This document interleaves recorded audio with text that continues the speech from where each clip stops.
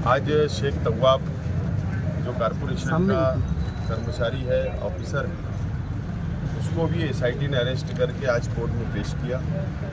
24 तारीख तक के पीसी मिली है पुलिस डिपार्टमेंट को। और जो इल्ज़ामात, मैं खुद कोर्ट रूम में मौजूद था, और जो इल्ज़ामात पुलिस ने एसआईटी ने जो लगाई तव्वाब शेख पर, जो वो दस्तखत उसकी है या नहीं है वो चेक करना है, किन किन लोगों से इसके कॉल पे बातचीत हुई है वो चेक करना है, बैंक अकाउंट चेक करना है, ये छोटी छोटे इल्ज़ामात लगाकर असल में बड़ी मछलियों को एसआईटी छोड़ना चाहती है।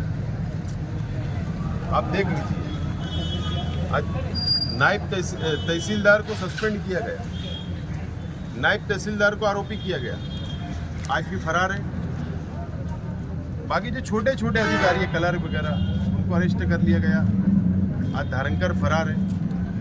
तव्वाब शेख को अटक करके बड़ी मछलियाँ कॉरपोरेशन की हेल्थ ऑफिसर, कमिश्नर तक को बचाने की कोशिश की जा रही है, ऐसा शंका है मुझे। असल में आप देखिए, चाहे वो एफिडेविट का अधिकार हो तहसील ऑफिस में, वो तहसीलदार को दिया गया था।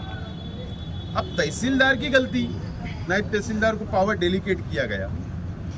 और कॉरपोरेशन में जहां तक मेरी मालूमात है कि जो जन्म मृत्यु या बर्थ सर्टिफिकेट के ऊपर बर्थ सर्टिफिकेट जो दस्तखत होती है वो भी हेल्थ ऑफिसर को अधिकार है। तो फिर हेल्थ ऑफिसर की दस्तखत होगी ना, तो वो आपकी कहाँ होगी? या फिर पावर डेलीकेट करे तो गैर कानूनी है क्या?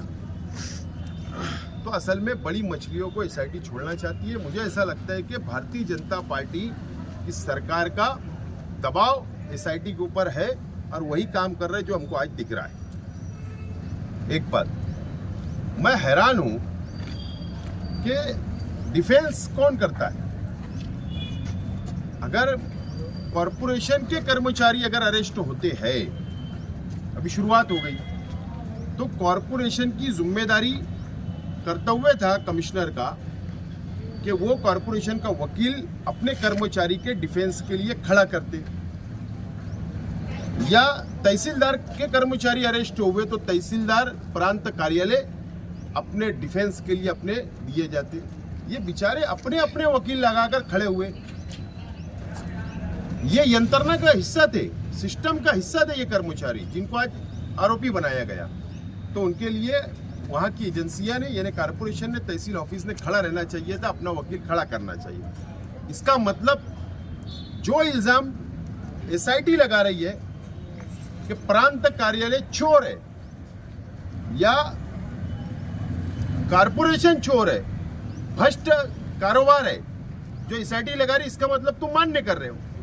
तो होना ये चाहिए था कॉरपोरेशन और तहसील कार्यालय ने अपना वकील खड़ा रह के डिफेंस करना कि ये जो हमने किया सब सही किया, जो एसआईटी बनी ये गलत बनी, और जो सरकार ने इल्जाम लगाया वो गलत लगाया। इस तरीके से कामकाज होना चाहिए था, लेकिन ऐसा नहीं करते हुए छोटे छोटे लोगों को आरोपी बना के बड़ी मछलियों को छोड़ने का संयंत्र रचा गया है।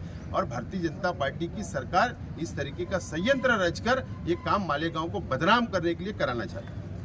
इसमें विधानसभा में या पार्लियामेंट में उठनी चाहिए थी, जहां से इसका कुछ हल निकलता, लेकिन अभी तक के कोई हल निकल नहीं पा रहा है। अब हम लोग माइनॉरिटी डिफेंस कमेटी, अभी आप देख रहे हैं कि हमने हमारे एडवोकेट खान साहब, एडवोकेट आरिफ भाई, तौसीफ भाई, इनको खड़ा किया। वो डिफेंस हम लोग कर रहे हैं। हम लोग भी वक्त निकाल कर पुलिस स्टेशन जाते, एसआईटी ऑफिस जाते, कोर्ट में आते, हम लोग जितना हो सकते हम लोग मदद कर रहे हैं, बाहर रहकर जो हमारी जिम्मेदारी हम लोग पूरी कर रहे हैं। लेकिन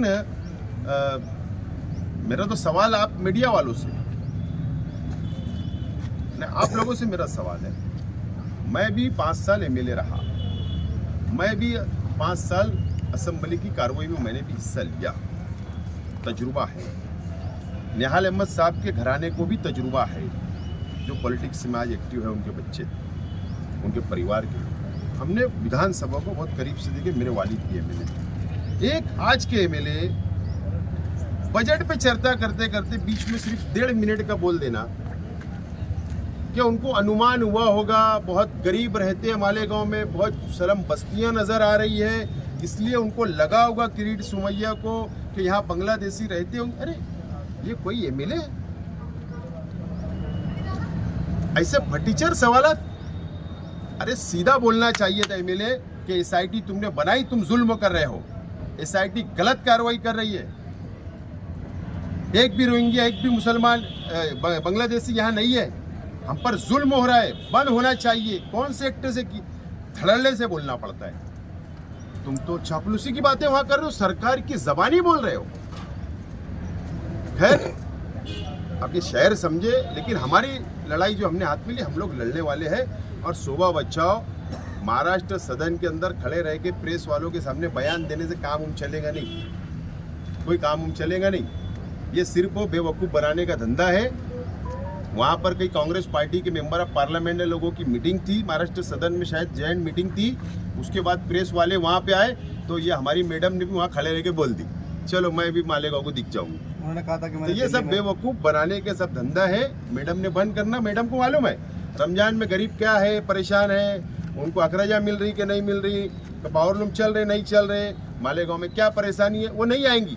ईद के दिन जरूर मुबारकबाद देने जरूर पहुंचेंगी वो, कि देखो मैं मुसलमानों की वोट से चुन के मैं खासदार है।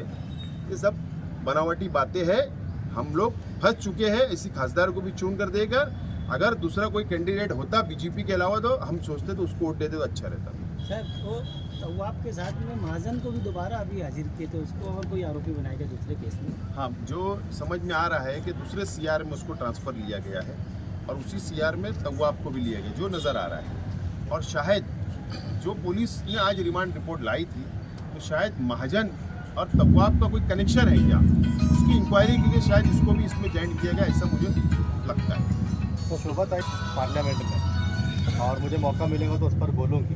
आपकी जानकारी में है क्या उन्होंने सवाल लगाया था या फिर शहर के एमएलए ने, ये दोनों ने क्या वाकई सवाल लगाए थे? ऐसा है, अब उन्होंने लगाया होगा सवाल, दाखिल किया गया होगा अगर सवाल, तो प्रेस के सामने जाहिर करना, अगर हमने दाखिल किया नहीं लग रहा है ऐसा बोल दो। आता ना, ऑनलाइन होता है ना, कोई ऐसा वहाँ इन्वर्ट नहीं लेना पड़ता, ऑनलाइन होता है, उसकी स्क्रीनशॉट लो, बता दो मीडिया वालों को। अब क्या है, जंगल में मोर नाचा किसने देखा, वो वहाँ क्या कर रहे हमको क्या पता। जो तुम लोग बताते हो हम भी देखते, गाँव भी देखता है। ठीक।